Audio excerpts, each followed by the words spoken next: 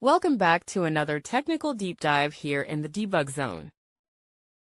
Today, we're tackling a big question and breaking it down with insights from other users.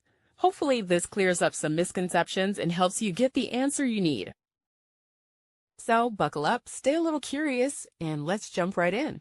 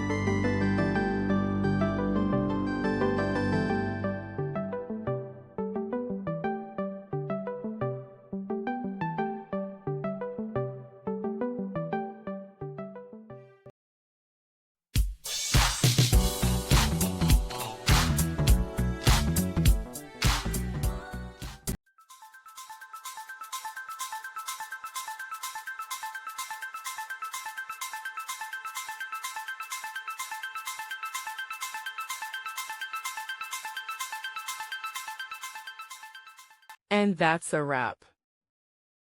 I hope you found the answer you were looking for. If you did, take a second to hit that subscribe button. It really helps out. And let me know in the comments which solution worked best for you.